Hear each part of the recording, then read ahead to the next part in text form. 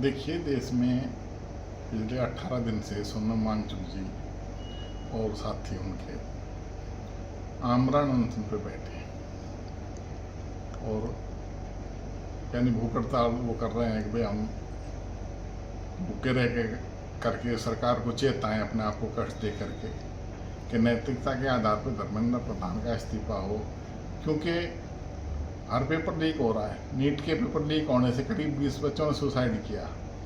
उनका नैतिक जो जुम्मा है वो बनता है कि उसमें अपनी जिम्मेदारी समझते हुए और जवाबदेही मानते हुए रिजाइन करना चाहिए। इस देश की जनता के लिए, देश को चेताने के लिए आज वो भूख हड़ताल पर वहाँ बैठे हैं। ऐसे में हम सबका फर्ज बनता है कि इस देश की व्यवस्था को दुरुस्त करने के लिए और जवाबदेही सुनिश्चित करने के लिए हम उनका साथ दें। और साथ देने के लिए आज करीब 18 दिन हो गए। 18 दिन में क्या हाल उनका आदमी का। ये तो चाहते हैं कि इस प्रकार के अच्छे लोग, शिक्षाविद लोग, ऐसे साइंटिस्ट और जिनका नैतिक मतलब मूल्य ज़्यादा है या नैतिकता जिनमें है, जो सच्चाई पे कायम है, वो इनके सामने ना रहे और उनका जल्दी से जल्दी निपटारा हो जाए, यानी वो मौत को प्राप्त करें। लेकिन इस देश की जनता को सोचना है, हम सबको सोचना है कि ऐसे भले आदमी का, ऐसे अच्छे आदमी का जो देश समाज की लड़ाई लड़ रहा है, जो चाहता है कि मेरे देश की व्यवस्था दुरुस्त हो और जवाबदेही सुनिश्चित हो करके उनका इस्तीफा हो, उस बात को लेकर के जो बैठे हैं, तो हम सबका नैतिक दायित्व बनता है कि हम उनको साथ दें। और 20 तारीख की जो कॉल उन्होंने दी है, 20 तारीख की कॉल को लेकर के हम दिल्ली पहुँच करके सरकार पर दबाव बने कि केवल सोनम वांगचुक की मांग नहीं है, देश की जनता की, देश के नौजवानों की, देश के आम लोगों की ये मांग है कि धर्मेंद्र प्रधान का इस्तीफा। क्या आप भी क्षेत्र से जा रहे हैं दिल्ली? देखिए, हम तो जा रहे हैं।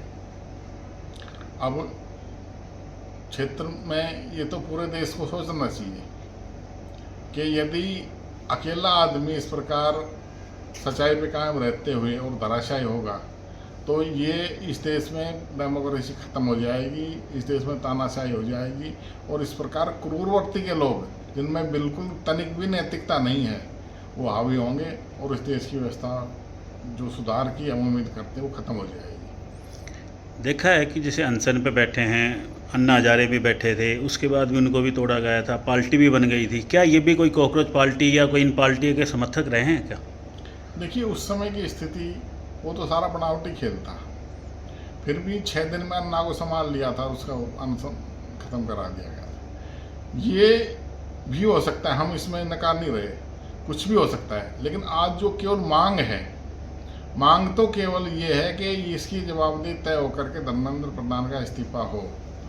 और सोनम वांगचुक एक रिलायबल पर्सन है, सोनम वांगचुक एक पर्सनैलिटी है, एक अच्छा साइंटिस्ट है, शिक्षाविद है, पर्यावरणविद है। और उनको किस तरह 170-72 दिन जोधपुर जेल में उन्होंने रखा, उसके साथ काफ़ी ज्यादतियाँ की, इस बात का भी उसको दुख है। और उसने अपना जो एक संकल्प लिया कि इस देश की व्यवस्था को हमने ठीक करना है, वो चाहे तो आज करोड़ों रुपए महीने के कमा सकता है, वो चाहे तो आज सुख सुविधा भोग सकता है, वो चाहे तो इस संकट से निकल करके बढ़िया ही जिंदगी जी सकता है। लेकिन उसने अपना फर्ज समझा कि इस जो ये सरकार है जिसमें बिल्कुल नैतिकता नहीं है और जो क्रूर सरकार है, तानाशाही सरकार है, इस रवैये के खिलाफ वो बैठा है। और उसने यहाँ तक सोच लिया कि मेरे प्राण चले जाएं, लेकिन जो धर्मेंद्र प्रधान का इस्तीफा हो।